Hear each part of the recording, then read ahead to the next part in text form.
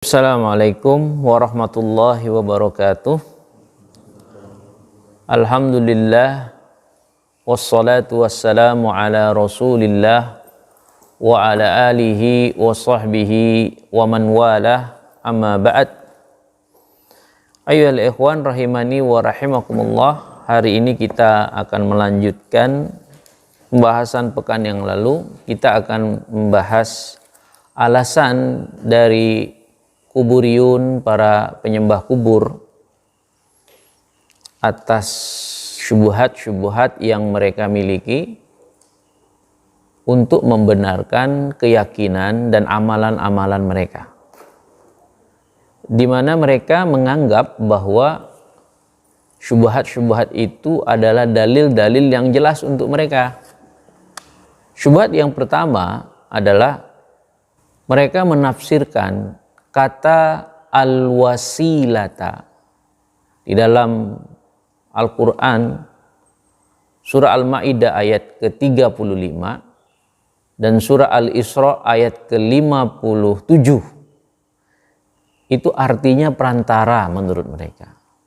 Maksudnya mereka menjadikan antara mereka dan Allah Subhanahu wa Ta'ala ada perantara dari makhluk-makhluk seperti malaikat, orang-orang soleh, atau selain mereka, yang dimana mereka memberikan ibadah tersebut kepada perantara tadi, atau meminta syafaat kepada perantara tadi, atau mereka meminta doakan kepada perantara tadi kepada Allah untuknya. Nah, ini makna al-wasilah yang mereka artikan sebagai pembenaran amalannya gitu. Satu contoh ayatnya kita bacakan dalam surat Al-Ma'idah ayat ke-35. Allah Subhanahu wa Ta'ala berfirman, "Ya ayyuhalladzina amanu taqullah wabtaghu ilaihil wasilata wajahidu fi sabilihi la'allakum tuflihun." Wahai orang-orang yang beriman, bertakwalah kepada Allah Subhanahu wa Ta'ala, wabtaghu, dan carilah al-wasilah, dan carilah kedekatan atau wasilah kepada Allah. Nah, wasilah ini yang dia maksudkan tadi, yang saya jelaskan. Kemudian surah Al-Isra ayat 57. Ulaika alladzina yad'una yabtaghu ila rabbihimul wasilah ayyuhum aqrabu wa yarjuna rahmatahu wa yakhafuna adzabahu. Orang-orang yang mereka sembah, orang-orang yang mereka seru, mereka saja masih mencari wasilah kepada Allah. Siapa di antara mereka yang paling dekat dan mengharapkan rahmatnya serta takut kepada Allah. Nah, kedua ayat ini dijadikan oleh kuburiyun sebagai dalil bahwa boleh memberikan ibadah kepada perantara. Karena wasilah ini yang dimaksud tadi, perantara. Ya. Wa qala Syekh Shalih Al-Fauzan, berkata Syekh Shalih Al-Fauzan, fassaru al-wasilata fil ayataini bi annahu ittikhadul wasaiti bainahum wa bainallah wa hadha tafsirun batilun lam yaqulhu a'immatu tafsiri bal a'immatu tafsiri fassarul wasilata bi annaha at-ta'atu wa taqarrubu ilallahi bi ibadatihi. Ya, ini kata Syekh Fauzan. Para kuburiyun menafsirkan wasilah di dalam dua ayat ini adalah mereka menjadikan antara mereka dan Allah Subhanahu wa Ta'ala perantara, yang mereka memberikan ibadah kepada perantara tersebut, kepada malaikat, kepada orang soleh, kepada nabi, atau meminta syafaat kepada perantara tadi. Ini wasilah yang mereka maksudkan. Maka penafsiran ini adalah penafsiran yang batil, kata beliau. Karena tidak ada satupun dari para a'immah, para imam-imam tafsir yang menjelaskan maknanya kayak begitu. Bahkan para ulama tafsir itu menjelaskan makna dua ayat ini, makna al-wasilah itu artinya at-ta'ah, ketaatan, dan taqarrub, mendekatkan diri kepada Allah Subhanahu wa taala dengan melakukan ibadah. Nah, ini yang dimaksud wasilah di situ. Wal wasilatu, maksud wasilah yang untuk lebih jelasnya beliau Syekh Shalih Fauzan mengatakan hiya tariqu al-muwassilu ilallahi biibadatihi wa dzalika biibadatihi wahda la syarikalah. Jadi yang dimaksud dengan al-wasilah dalam dua ayat ini adalah at-tariqah, jalan yang menghubungkan seorang hamba kepada Allah Subhanahu wa taala. Caranya dia beribadah kepada Allah dengan memurnikan ibadah itu hanya untuk Allah dan tidak ada sekutunya. Dan ibadah tersebut tetap dilandasi dengan syariat Allah dan yang diterangkan oleh Rasulullah. Ini yang dimaksud wasilah. Ya.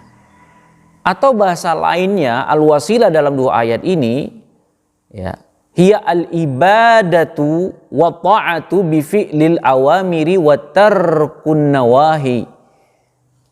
Ketaatan atau ibadah caranya melakukan perbuatan yang Allah perintahkan dan meninggalkan hal-hal apa saja yang Allah Subhanahu wa taala larang. Berarti ayul ikhwan rahimani wa rahimakumullah, ya, berdasarkan ulama tafsir yang dijelaskan oleh Syekh Shalih Fauzan di sini, ya ayyuhallazina amanu taqullah wabtaghu ilaihil wasilata wajahidu fi sabilihi la'allakum tuflihun. Wahai orang-orang yang beriman, bertakwalah kepada Allah, carilah wasilah kepada Allah. Wasilah di sini maksudnya kamu melakukan ketaatan atau kamu bertaqarrub kepada Allah dengan melakukan ibadah apa saja yang disyariatkan dan tujuannya murni untuk Allah, tidak ada sekutu. Nah, itu maksudnya wasilah. Melakukan ketaatan apa saja yang Allah perintahkan, meninggalkan apa saja yang Allah larang, tentunya dengan syariat Allah dan tidak ada sekutu, tetapi memurnikan untuk Allah, tidak diberikan kepada perantara sebagaimana yang dijelaskan oleh para kuburiyun. Al-wasilah di situ mereka maksudkan adalah, ya, menjadikan antara mereka dan Allah ada perantara makhluk, malaikat, ya, orang-orang soleh dan seterusnya. Kemudian ayat yang kedua yang mereka jadikan dalil, ulaikal ladzina yad'una yabtaghu ila rabbihimul wasilata ayyuhum aqrabu wa yarjuna rahmatahu wa yakhafuna adzabahu. Orang-orang yang mereka ibadahi, orang-orang yang mereka seru, ya, baik itu malaikat, baik itu orang-orang soleh, mereka saja masih mencari wasilah kepada Allah. Siapa di antara mereka yang paling dekat dengan Allah? Mereka mengharapkan rahmat Allah dan mereka takut dengan azab Allah. Fal makna, nah maksud ayat ini kata Syekh Shalih Fauzan, menurut para ahli tafsir itu ada dua. Tafsiran yang pertama, annal ladzina ya'budunal malaikata minal arabi wal ladzina ya'budunal masiha alaihimussalam minan nasara. Ayat ini maksudnya adalah perilaku orang Arab jahiliyah dahulu, mereka itu beribadah kepada malaikat. Kemudian sebagian orang Nasrani beribadah kepada Isa Al-Masih. Ini ayat itu berkaitan dengan itu. Ya. Kemudian raddallahu alaihim bi anna haula alladzi ta'buduna min dunillahum min ibadi yataqarrabuna ilayya wa ya'budunani wa laysa lahum minal amri syai'un wala minar rububiyyati syai' fahum ubadun yataqarrabuna ilallah bil ibadati wa yarjuna rahmatallahi wa yakhafuna adzabahu. Nah, lalu dalam ayat ini kata Syekh Shalih, Allah Subhanahu wa taala itu membantah mereka yang beribadah kepada malaikat beribadah kepada Isa Al-Masih. Bahwasanya yang mereka ibadahi tadi, yaitu selain Allah, itu tuh hamba-hambanya Allah. Mereka saja beribadah kepada Allah. Kenapa jadi mereka diibadahi selain Allah? Gitu. Nah, padahal mereka tidak memiliki sedikit pun hak rububiyah, hak ketuhanan yang diberikan ibadah kepada mereka. Mereka itu adalah hamba Allah. Mereka saja mendekatkan diri mereka kepada Allah dengan melakukan ibadah-ibadah yang Allah perintahkan. Nah, dan mereka saja masih mengharapkan rahmat Allah. Mereka saja masih takut dengan azab Allah. Dan mereka itu adalah intinya hamba Allah. Kenapa kalian ibadahi mereka? Itu tafsiran para ulama. Fala yajuzu ayyuttakhidhu wasa'ita wa wasaila yutaqarrabu biwasitatihim ilallah. Oleh karena itu, kata Syekh Shaleh di sini, ya tidak boleh mereka, yaitu siapa perantara tadi, ya malaikat, orang-orang soleh, itu dijadikan perantara, dijadikan media untuk mereka mendekatkan diri kepada Allah dengan perantara tadi. Gak boleh, karena firman Allah Subhanahu wa taala tadi, surah Al-Isra ayat 57 tadi, pada kalimat ulaikal ladzina yad'una, orang-orang yang mereka ibadahi, orang-orang yang mereka sembah selain Allah tadi, itu adalah perlakuan orang-orang musyrikin zaman dahulu ketika mereka beribadah kepada malaikat, dan sebagiannya beribadah kepada Rasul dari kalangan Nasara, yaitu beribadah kepada Isa Al-Masih. Nah, dan mereka tidak memiliki sedikit pun zat ketuhanan. Kenapa itu diibadahi? Terus lanjutan dari kepada kalimat itu, Allah Subhanahu wa taala katakan, yabtaghuna ila rabbihimul wasilah. Mereka saja masih mencari wasilah kepada Allah. Maksudnya mereka saja masih beribadah kepada Allah. Nah, artinya kata saya di sini, fahum fuqara ilallah. Mereka yang diibadahi tadi, hamba-hamba Allah, mereka itu sangat butuh kepada Allah, mengharapkan rahmat Allah dan takut dengan azab Allah Subhanahu wa taala. Jadi tidak pantas untuk diibadahi. Tetapi itu dijadikan oleh orang Arab musyrikin zaman dahulu dan orang-orang Nasrani, ya mereka ibadahi gitu. Malaikat diibadahi, Isa Al-Masih diibadahi, ya. Padahal yang diibadahi itu beribadah kepada Allah, hambanya Allah Subhanahu wa taala, dan mereka masih mengharapkan rahmat Allah dan mereka takut dengan azab Allah Subhanahu wa taala. Kemudian Syekh mengatakan, fa kaifa yuttakhaduna alihata. Kalau begitu kenapa kalian menjadikan mereka itu Tuhan selain Allah? Yu'baduna ma'allahi wa hum ubbadun yakhafuna min adzabillah wa yarjuna rahmatahu wa yataqarrabuna ilaih. Bagaimana kalian menjadikan malaikat, orang soleh sebagai perantara yang kalian ibadahi, kalian sembah, di sisi lain kalian juga menyembah Allah, padahal mereka adalah hamba Allah yang takut dengan Allah dan mengharapkan rahmatnya Allah. Tetapi mereka kalian jadikan perantara untuk kalian mendekatkan diri kalian kepada Allah. Hadza huwa tafsirul ayah alladzi fassaratha bihi a'immatu tafsir. Ini tafsiran pertama. Tafsiran yang kedua, waqila inna unasan kanu ya'buduna nasan minal jin fa aslamal jinnu walam ya'lamu alladhina ya'budunahum bi islamihim fallahu akhbaru anna haula'u alladhina ta'budunahum min dunillah qad aslamu wa saru yataqarrabuna ilaihi wa yarjuna rahmatahu wa yakhafuna adzabahu fa kaifa yattakhiduna ma'allahi ta'ala wa hum min ibadihi wa ya'buduna Allah wa yarjuna rahmatahu wa yakhafuna adzabahu. Ini kata Syekh Shaleh. Penafsiran yang kedua terhadap surah Al-Isra ayat 57 tadi, ya, bahwasanya ada sekelompok manusia, ini menurut ulama-ulama tafsir, ya, imam-imam tafsir, ada sekelompok manusia yang mereka pada saat itu memberikan ibadah mereka kepada kalangan jin. Nah, artinya sekelompok jin yang berubah menjadi bentuk gitu ya, makhluk yang mereka ibadah kepada makhluk tersebut. Tetapi jin itu masuk Islam. Nah, orang yang beribadah kepada jin itu tidak tahu bahwa jin itu telah masuk Islam gitu, tapi masih saja dia mengibadahi jin tadi. Maka Allah Subhanahu wa taala mengabarkan bahwa jin yang mereka sembah selain Allah itu sudah masuk Islam. Tapi mereka masih saja mendekatkan diri mereka beribadah kepada jin tadi.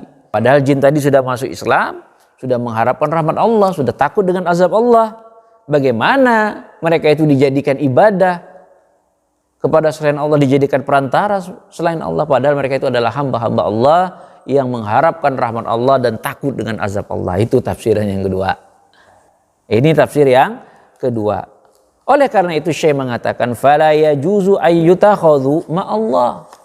Walihadza batala tafsiruhum annal wasilata ittikhadhul wasaiti minal makhluqin bainahum wa bainallah wa saqatat hujjatuhum walillahil hamd. Oleh karena itu kata Syekh Saleh tidak boleh menjadikan malaikat, orang soleh, jin atau siapa saja itu sebagai perantara yang mereka berikan ibadah kepada perantara tadi. Oleh karena itu batillah syubhat mereka, tafsiran mereka bahwasannya wasilah itu adalah mereka menjadikan antara mereka dan Allah ada perantara di tengahnya dari makhluk baik malaikat, orang soleh, jin dan seterusnya yang mereka berikan ibadah kepadanya dan mereka meminta doa kepadanya. Terbantahkan makna wasilah di situ. Ya. Paham? Ya, ini syubhat yang pertama kata Syekh. Asy-syubhatus tsaniyah, syubhat yang kedua kuburiyun, annahum yattakhidhuna al-wasa'ita bainahum wa bainallah min babit ta'zimi lillah. Fa innallaha 'azimun la wa la yatawassalu ilaihi illa bil wasa'iti wa humus syufaha alladhi yashfa'una 'indahu wa yatawassatuna 'indahu fa hadza bi za'mihim min ta'zimillah bihaitsu la yatawassalu ilaihi illa bi wasa'iti kama anna mulukad dunya la yatawassalu ilaihim illa bi wasa'iti wasyufa'a. Nah, syubhat yang kedua, para kuburiyun itu menjadikan perantara-perantara antara mereka dengan Allah Subhanahu wa taala itu dalam rangka mengagungkan Allah, itu katanya. Karena Allah itu zat yang maha agung. Tidak ada satupun yang bisa sampai kepada Allah kecuali dengan perantara-perantara. Nah, dan para perantara itu yang bisa menolong dan mereka bisa memberi syafaat di sisi Allah. Mereka nanti bisa menjadi perantara antara mereka dan Allah. Itu menurut anggapan kuburiyun tadi. Nah, inilah bentuk kita mengagungkan Allah. Tidak bisa kita langsung, kita harus pakai perantara. Di mana tidak akan sampai kepada Allah kecuali dengan perantara tadi. Orang soleh, malaikat yang dekat dengan Allah. Lalu kuburiyun tadi mereka mengkiaskan kama anna mulukad dunya, sebagaimana raja-raja yang ada di dunia. Tidak ada bisa yang sampai kepada raja kecuali dengan perantara, menteri, penasehat yang bisa mengantarkan kepada raja, sama dengan Allah begitu. Nah, ini yang jadi poin yang dijadikan alasan para kuburiyun bahwa mereka itu memberikan ibadah kepada perantara, mereka meminta tolong kepada perantara untuk mendoakannya kepada Allah karena untuk mengagungkan Allah, dan Allah itu maha agung. Nah, itu alasan mereka ya, itu poinnya. Nah, dibantah. Fahasala min za'mihim hadza. Kata Syekh Saleh di sini, maka hasil dari prasangka mereka ada beberapa. Nah, yang pertama kata Syekh, kalau begitu ya anggapan mereka yang pertama bantahannya annahum qasullah azza wa jal ala mulukid dunya. Kalau begitu mereka mengkiaskan atau menyamakan Allah itu dengan raja dunia. Wa hadza amrun batilun, ini adalah batil. wa laisa min ta'zimillah, dan bukan sama sekali mengagungkan Allah dalam bentuk yang kayak begini, ya. Bal huwa man tanaqqasallahu, bahkan orang ini telah merendahkan Allah. Bihaisu innahum qasuhu bi khalqihi wa sarafu syai'an min ibadatihi li ghairihi. Dan ketika mereka menyamakan Allah dengan raja dunia, berarti mereka menyamakan Allah dengan makhluknya. Secara tidak langsung mereka telah memalingkan ibadah kepada selain Allah. Nah itu bentuk kesyirikan tersendiri ternyata. Ketika kita menyamakan raja dunia dengan Allah, itu sudah penyamaan yang tidak boleh. Itu sudah kesyirikan tersendiri. Itu sudah memalingkan ibadah kepada selain Allah. Kenapa? Yang namanya syirik, kata saya, wasyirku tanaqqusun lillah azza wa jal. Yang namanya syirik itu merendahkan Allah. Ketika kita berikan ibadah kepada selain Allah, berarti kita menduakan Allah. Disitulah kita merendahkan Allah. Nah, ketika kita menyamakan antara raja dunia dengan Allah, ya berarti di situ kita merendahkan Allah dengan makhluknya. Nah, fasarafu syai'an bi ibadati min ibadatihi li ghairihi. Maka orang ini telah memalingkan peribadahannya kepada selain Allah. Karena syirik itu adalah merendahkan Allah.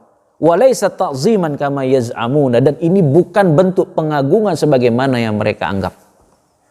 Kemudian alasan yang kedua, Syekh mengatakan, anna qiyasallahi ala bashari tanaqqasun lillahi ta'ala. Bahwasanya menyamakan Allah Subhanahu wa taala dengan manusia ini adalah bentuk perendahan kepada Allah Subhanahu wa taala. Fallahu jalla wa ala ya'lamu ahwala ibadahu. Ammal basharu wal muluku fala ya'lamuna ahwala ra'iyyati illa bi ahadin yuballighuhum anha li'annahum basharun. Wa amma Allahu fa innahu ya'lamu ma fis samawati wal ard wa la yahtaju man yuballighuhu hawaija ibadihi. Nah, poin yang kedua ini, Allah Subhanahu wa taala itu tahu keadaan hamba-hambanya. Adapun manusia atau raja-raja sekalipun, sehebat apapun, dia tidak akan tahu keadaan rakyatnya. Ya, dia tidak akan tahu. Kecuali ada seorang yang memberitahu si raja itu bagaimana keadaan rakyatnya, betul nggak? Benar. Tapi kalau Allah Subhanahu wa taala itu mengetahui apa saja yang di langit dan yang di bumi tanpa memerlukan seorang pun memberitahukan kepadanya tentang apa yang dibutuhkan hamba-hambanya dan seluruh makhluknya. Berarti kalau ingin menyamakan Allah Subhanahu wa taala dengan makhluk, ini merendahkan Allah Subhanahu wa taala. Ini dua jawabannya, kata saya. Kemudian Syekh Shalih Fauzan mengatakan jawaban yang ketiga, anna mulukad dunya bihajatin ila ayyaqbalu syafa'ata syafi'in. Raja-raja di dunia mereka membutuhkan pertolongan dari orang yang memberi pertolongan, maksudnya membutuhkan bantuan orang lain.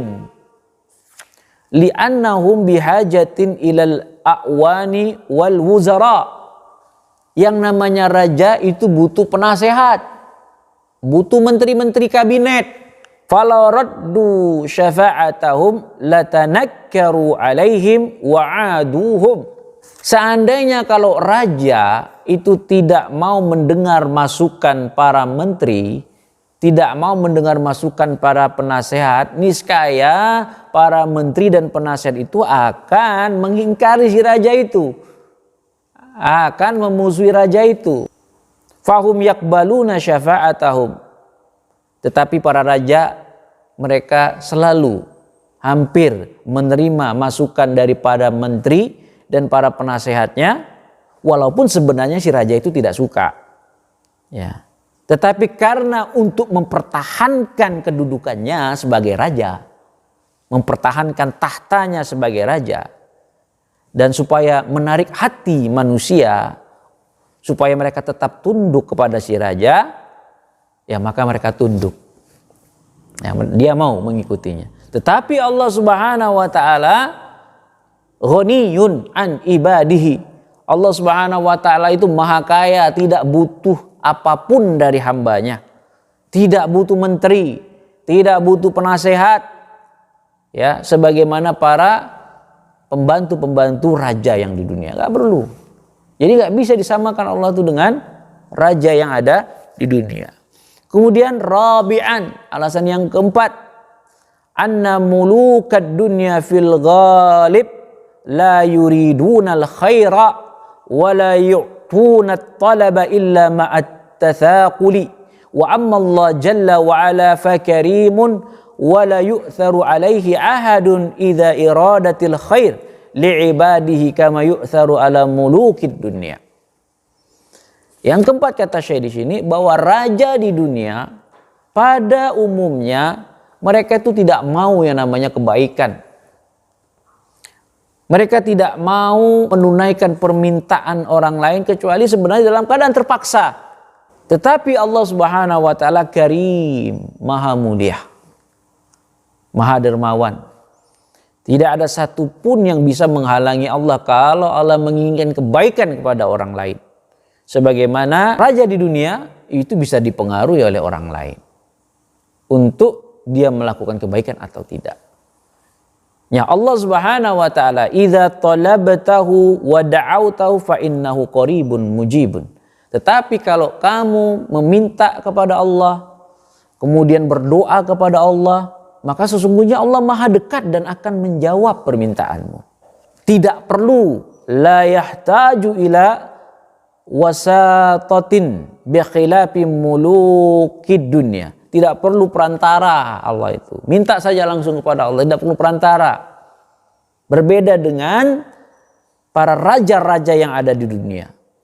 Fa innahum la yu'tuna talaba illa ba'dallati kama huwa ma'ruf. Adapun raja di dunia, mereka itu tidak akan memberikan, tidak menunaikan permintaan rakyatnya, ya kecuali sebagaimana kita ketahui ada kepentingan-kepentingan, dikarenakan mereka adalah manusia. Sifat manusia itu kikir, pelit, dan seterusnya. Adapun Allah Subhanahu wa taala Karim, Mujibun, Qaribun, Ghani. Allah itu maha karim, maha menjawab, maha kaya. Jadi intinya alasan kuburiyun itu memberikan ibadah kepada perantara dalam mengagungkan Allah, ya karena Allah Maha Agung, itu dusta. Justru itu merendahkan Allah. Nah, itu dijelaskan, justru itu merendahkan Allah Subhanahu wa taala. Khamisan, yang kelima kata saya di sini, anna mulukad dunya fuqara yanfadul ladzi indahum. Sesungguhnya raja-raja yang ada di dunia itu mereka itu miskin, tidak punya apa-apa. Ketika apa yang ada pada mereka itu habis. Waqad la yakunu indahum syai'un wa yahtajuna ilal qardi wa ilal ihtiyal. Bahkan terkadang raja itu dia tidak punya apa-apa sama sekali. Ya, sehingga dia membutuhkan hutang, bantuan orang lain dan seterusnya. Wa amma Allah jalla wa ala fa indahu khazainus samawati wal ard fa huwa karim ghani kullu hawaij al khalqi indahu. Tetapi Allah Subhanahu wa taala dia memiliki segala makhluk yang di langit maupun yang di bumi. Allah itu maha kaya, maha karim, ya. Dan seluruh kebutuhan makhluknya itu ada di sisi Allah Subhanahu wa taala. Sebagaimana Allah Subhanahu wa taala mengatakan dalam hadis qudsi, Allah sebutkan, ya ibadi law anna awwalakum wa akhirakum wa insakum wa jinnakum qamu fi sa'idin wahidin fas'aluni fa'ataitu kulla wahidin mas'alatahu ma naqasa zalika mimma indi illa kama yanqusul muhitu idza udkhilal bahra. Wahai hambaku, kata Allah, hadis qudsi ya, manusia itu dari awal sampai akhir mau manusia atau jin sekalipun, kalau mereka itu berada dalam suatu tempat yang sama, semuanya itu kata Allah, lalu kalau mereka semua tadi, manusia dari awal sampai akhir, jin juga minta kepadaku, maka aku akan memberikan seluruh apa yang mereka minta tanpa mengurangi sedikit pun yang aku miliki. Itu kata Allah. Ya. Jadi ngapain minta sama orang? Nah, ini Allah sudah mengatakan demikian. Ya. Sebagaimana kalau pena itu masuk ke dalam lautan. Pengaruh nggak lautan itu? Nggak pengaruh. Ya. Pena, jarum kalau masuk dalam lautan, apa pengaruhnya? Jangankan jarum, gunung sekalipun mungkin ya masuk ke dalam laut yang dalam sekali tenggelam, apalagi jarum. Artinya Allah menggambarkan nggak ada pengaruhnya itu laut kalau masuk jarum, betul kan? Nah, demikian kalau semua manusia dari awal sampai akhir, jin dan manusia, mereka berdiri dalam satu tempat, mereka meminta kepadaku, maka semuanya akan aku berikan satu persatu tanpa mengurangi sedikit pun kelebihan Allah Subhanahu wa ta'ala. Nah, berbeda dengan raja dunia. Apa yang mereka miliki akan habis. Sebagaimana Allah Subhanahu wa ta'ala berfirman dalam surah An-Nahl ayat 96. Wa ma 'indakum yanfadu wa ma 'indallahi baqin. Apa yang ada padamu akan lenyap dan apa yang ada pada Allah akan kekal. Berarti jelas. Maka saya mengatakan faqiyasul khaliqus subhanahu 'alal makhluq biittikhadil wasa'id indahu qiyasun batil min wujuhin muta'addidatin. Berarti menyamakan atau mengkiaskan Allah Subhanahu wa ta'ala dengan makhluk sehingga mereka menjadikan antara mereka dan Allah perantara berupa makhluk, malaikat, kemudian seterusnya mereka berikan ibadah. Ini kias yang batil, penyamaan yang batil dari segala sisi yang bermacam-macam. Kemudian asyubhatus salisah, subhat yang ketiga, kuburiyun. Ya. Apa kata mereka? Al-wasaitu rijalun salihuna walahum makanatun indallah fanahnu nas'alullaha bihim li'annana muthnibuna wa haula'i rijalun salihuna walahum makanatun indallah fanatlubu minhum ayyuqarribuna ilallahi zulfa wa ayyashfa'u lana indallah azza wa jal. Nih, subhat yang ketiga dari kuburiyun, mereka mengatakan bahwa perantara-perantara dari orang-orang yang soleh, mereka itu punya kedudukan di sisi Allah. Oleh karena itu kami berdoa kepada Allah melalui mereka. Nah, ya, kami berdoa kepada Allah cukup dengan melalui mereka, perantara orang soleh tadi.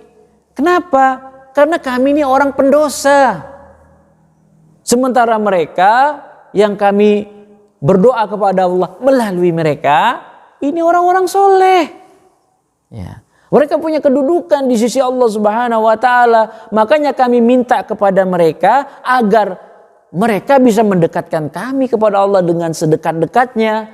Dan supaya mereka bisa menolong kami di hadapan Allah Subhanahu wa ta'ala. Bisa memberi kami syafaat. Nah, sama. Ini alasan kuburiyun, subhat yang ketiga. Nah, fal jawabu an zalik, jawabannya kata Syekh Shalih Fauzan, anna silahal akharina wa amalal akharina laisa laka fihi istihqaqun wa amaluhum lahum wa anta la yanfa'uka illa amaluka fa idza lam yakun laka amalun fa haula la yanfa'unaka. Apa kata Syekh di ini? Kesolehan orang lain, kebaikan orang lain, amalan-amalan orang lain itu tidak punya hak untuk kamu. Itu haknya dia. Tidak ada satupun yang bisa membuat kamu itu dapat manfaat kecuali amalanmu, bukan amalan orang lain. Jika kamu tak punya amalan, maka tak punya manfaat kamu. Nah, kamu tidak punya manfaat kalau kamu tidak punya amal. Apa dalilnya kata Syekh di sini? Lihat surah Al-Infitar ayat 19. Allah Subhanahu wa taala berfirman, "Yauma la tamliku nafsun li nafsin syai'a." Pada hari itu, yaitu pada hari kiamat kelak, setiap orang tidak sedikit pun bisa berkuasa untuk menolong orang lain. Coba, pada hari kiamat, setiap orang tidak memiliki kuasa untuk menolong orang lain. Mereka sibuk dengan amalannya masing-masing. Sampai-sampai Allah Subhanahu wa taala berfirman di dalam surat Abasa ayat 34 sampai dengan 37. Yauma yafirrul mar'u min akhi wa ummihi wa abi wa sahibatihi wa bani likulli imri'in minhum yauma idzin sya'nun yughni. Coba antum bayangkan. Pada hari kiamat setiap orang itu berlari. Setiap orang itu pada hari kiamat dia akan berlari dari saudaranya. Bukan saudaranya saja, mereka berlari dari bapaknya, mereka berlari dari ibunya, mereka lari dari istrinya, mereka lari dari anak-anaknya. Ini kata Allah. Kenapa? Setiap orang pada hari kiamat itu mereka masing-masing sibuk dengan dirinya sendiri. Ngapain kamu di dunia minta bantu orang soleh? Itu untuk mereka, bukan untuk kamu. Ya. Pahala mereka yang untuk mereka. Kalau kamu tidak beramal sekalipun tidak bermanfaat kamu. Ngapain kamu minta bantu orang soleh? Ya, gak ada manfaatnya. Fasilahuhum la yanfa'uka ma dumta laisa laka amal. Maka kesolehan orang lain, kebaikan orang lain itu tidak bisa jadi manfaat untuk kamu selama kamu tak punya amal. Itu kata Syekh di situ. Falimadza la ta'mal anta hatta takuna salihan wa qariban minallah. Kalau begitu, kenapa kamu itu tidak beramal saja? Nah, sampai kamu jadi orang yang soleh, sampai kamu jadi orang yang baik, sampai kamu orang yang dekat dengan Allah.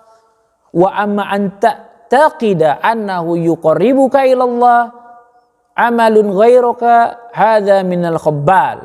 Adapun keyakinan kamu bahwasanya orang soleh itu bisa mendekatkan kamu kepada Allah, ini adalah al-khabbal, ini adalah sebuah kebinasaan, ini sebuah sebuah bencana sebenarnya bagi orang yang mengandalkan demikian. Nah, kenapa? Ya, banyak ayat-ayat yang mengatakan orang itu bertanggung jawab dengan amalannya masing-masing. Misalkan surah Al-Baqarah ayat 141 kata Syekh di sini, tilka ummatun qad khalat laha ma kasabat walakum ma kasabtum wala tus'aluna amma kanu ya'malun. Umat-umat terdahulu telah berlalu, maka apa yang mereka usahakan, umat-umat tersebut apa yang mereka usahakan, mereka mendapatkannya. Demikian juga kamu akan mendapatkan apa yang kamu usahakan, bukan usaha orang lain. Kemudian Allah katakan wala tus'alu, dan kalian itu tidak akan ditanya oleh Allah atas apa yang dilakukan oleh orang lain. Kamu tidak usah ditanya. Jadi ngapain kamu ngurusin orang lain? Kamu tidak ditanya, itu urusan dia. Nanti dengan Allah Subhanahu wa ta'ala. Kalau demikian, ngapain kamu minta bantu orang lain? Untuk beribadah kepada Allah. Mengharapkan kesolehan orang lain, kebaikan orang lain supaya mendekatkan kamu kepada Allah. Ya, tidak ada manfaatnya, karena amalan itu tidak bermanfaat bagi kamu. Itu bermanfaat bagi orang yang mengamalkan.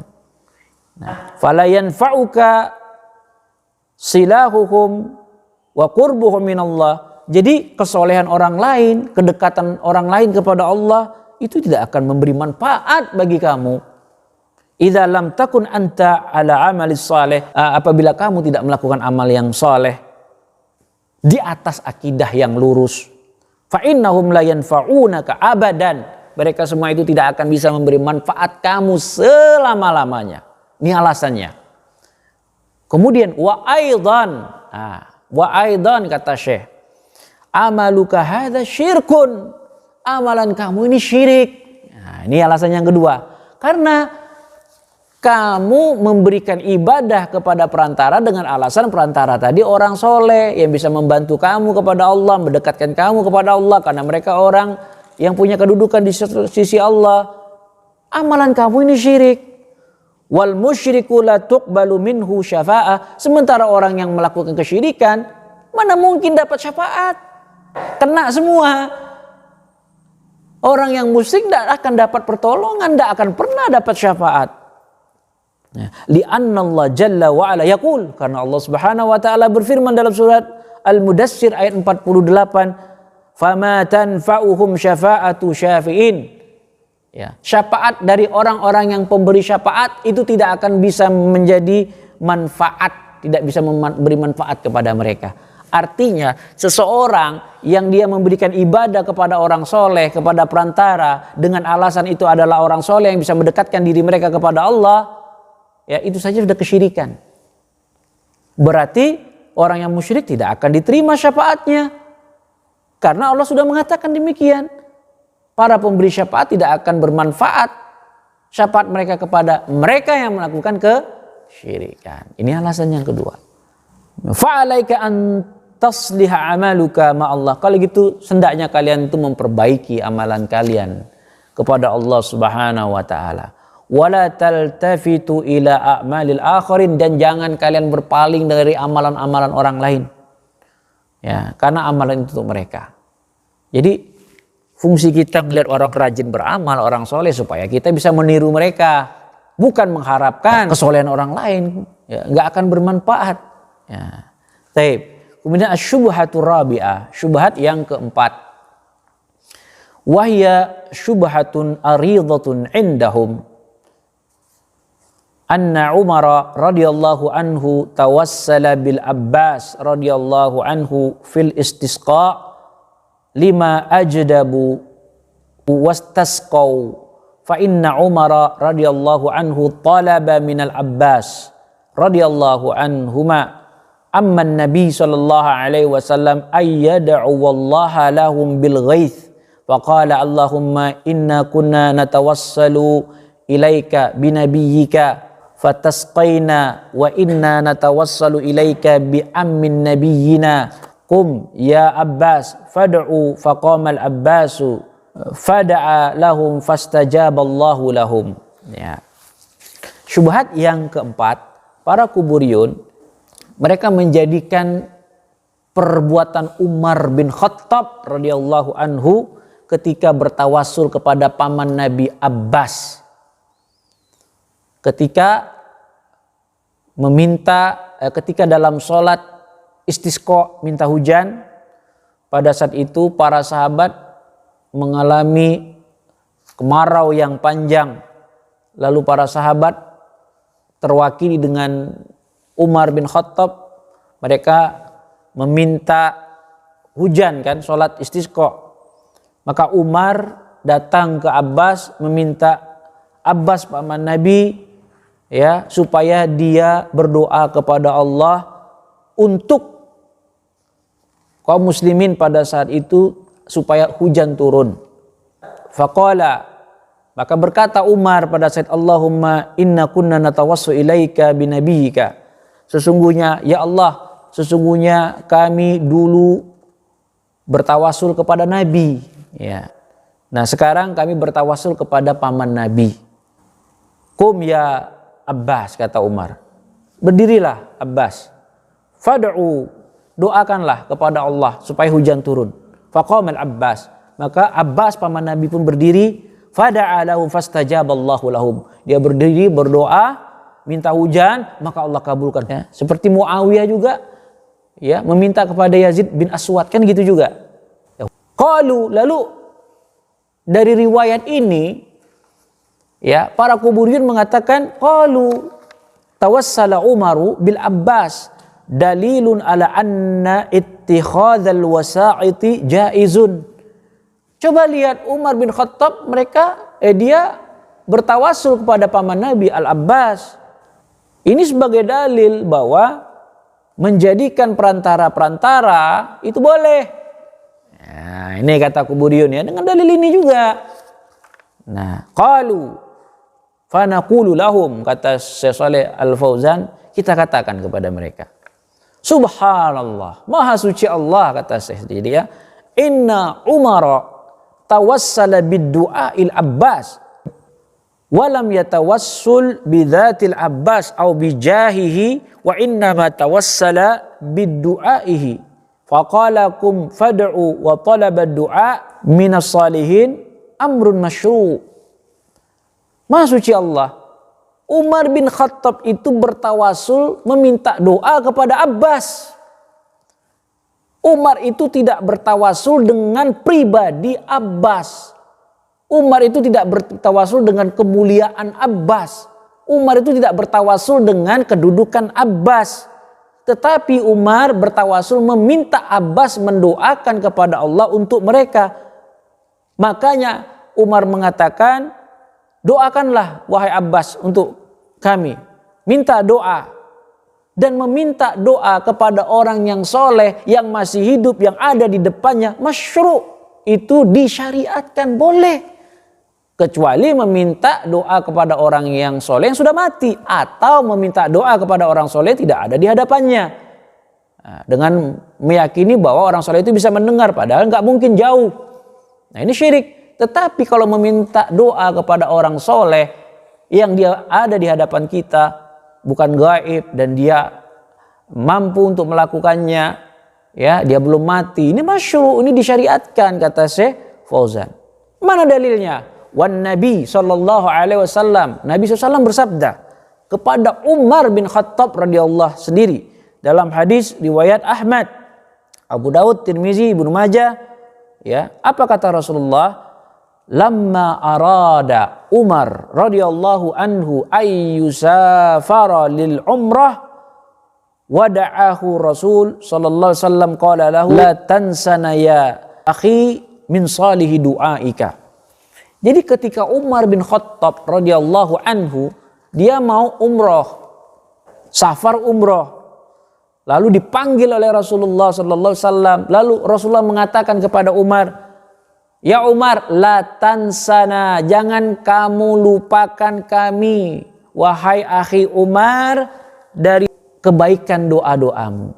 Nah, berarti Nabi minta doakan Umar enggak? Hah?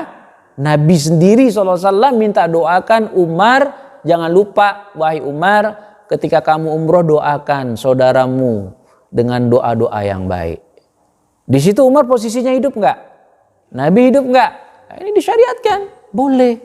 Talabud du'a minas salihin al-ahya amrun masyru'un.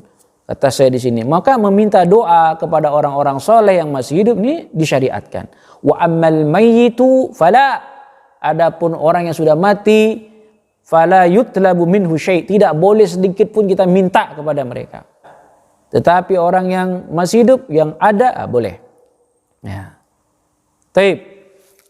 Kemudian saya mengatakan, walihada qala al-fuqaha'u fi kitabil istisqa. Oleh karena itu, para ahli fikih dalam kitab-kitab fikih mereka membuat khusus bab tentang sholat minta hujan. Contoh, ya, di dalam kitab Al-Mughni. Al-Mughni itu kitab Ibnu Qudamah. Beliau membuat bab al-istisqa wa yastahabbu tawassul bisolihin. Di dalam bab itu dianjurkan untuk meminta doa kepada orang soleh. Yaitu apa? Doa mereka. Itu yang dianjurkan. Walau kanal maqsudu at-tawassulu bidzawatihim au bifadlihim wa makanatihim lima adala sahabatu ani Rasulillahi sallallahu alaihi wasallam. Nah, seandainya kata si Soleh, kalau yang dimaksud tawasul tadi Umar bin Khattab kepada zatnya Abbas, kepada kemuliaan Abbas, kalau kedudukan Abbas, ya, tentulah para sahabat itu tidak berpaling dari Rasulullah SAW. Karena Rasulullah SAW itu memiliki kemuliaan, kedudukan yang paling tinggi, makhluk yang paling sempurna, yang paling baik daripada yang lainnya. Tetapi kenapa para sahabat tidak bertawasul dengan zat, kedudukan, kemuliaan Nabi, padahal setelah Nabi meninggal sekalipun sampai kiamat nanti pun tetap kemuliaannya ada, tetap kedudukannya tinggi di sisi kita. Tetapi kenapa para sahabat berpaling, tidak bertawasul dengan zatnya Nabi, tidak bertawasul dengan kedudukan Nabi, tidak bertawasul dengan kemuliaan Nabi? Kenapa Umar dan para sahabat bertawasul kepada yang di bawah Nabi?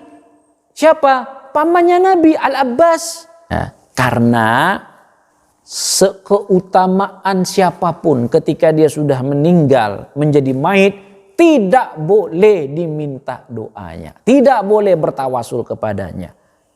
Yang boleh kecuali hanyalah hidup. Orang yang masih hidup, jelas ini pendalilannya, ini jelas ya, tegas, tidak bisa dipelintir kemana-mana. Itu loh perbuatan sahabat yang jelas sebagai bukti untuk kita. Taib, ini bantahan kepada para kuburiyun tadi ya, keliru dia, ya keliru mereka. Pendalilannya adalah keliru. Kemudian yang terakhir, asyubhatul khamisah, subhat yang kelima. Innal musyrikinal awwalina yad'unal asnama wasyayatina wal jinna amma nahnu fanad'u unasan salihina fa kaifa taj'aluna salihina kal asnam. Bantah lagi orang-orang kuburiyun. Masa kami ini memberikan ibadah kepada orang soleh dikatakan musyrikin?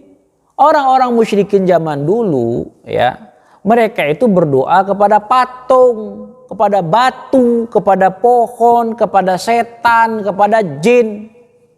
Kalau kami ini enggak pernah kami ini memberikan ibadah kepada setan, patung. Enggak, kami ini hanya memberikan perantara kepada orang soleh. Maksudnya masa kami berdoa kepada Allah melalui orang soleh itu dibilang ya musyrikin, seperti kami menyembah patung? Beda. Ya berbeda. Fanaqul, maka kita katakan subhanallah, kata saya di sini. Subhanallah. Amma taqra'unal Quran? Kalian tak pernah baca Quran enggak? Yang ada di depan kalian itu tak pernah baca. Alaisal musyrikun al-awwalun yatlubuna syafa'ata minal malaika wa hum salihun. Bukankah orang-orang musyrik zaman dahulu mereka minta syafaat, memberikan ibadah mereka kepada malaikat? Kata saya, malaikat tuh makhluk yang soleh. Pernah berbuat dosa malaikat? Pernah. Apa kata Allah? Diikuti. Itu makhluk yang soleh. Wa yatlubuna syafa'ata minal anbiya ba'da mautihim. Hei kuburiyun, kamu tidak baca Qur'annya? Dalam Al-Quran itu orang-orang musyrikin dahulu itu beribadah kepada para nabi setelah mereka mati. Emang nabi itu bukan orang soleh? Mau ngomong apa lagi tuh kuburiyun tuh ya? Gak ada alasan lagi dia itu. Apa dalilnya? Kita lihat surat Yunus ayat 18. Wa ya'buduna min dunillah ma la yadurruhum wa la yanfa'uhum wa yaquluna haula'i syufa'una indallah. Ya, mereka beribadah kepada selain Allah yang peribadatan tersebut tidak bisa memudaratkan mereka, tidak bisa memberi manfaat mereka. Tapi kalau diingatkan, mereka mengatakan, mana buduhum. Kami tidak beribadah kepada mereka. Wa yaquluna haula syufa'una indallah.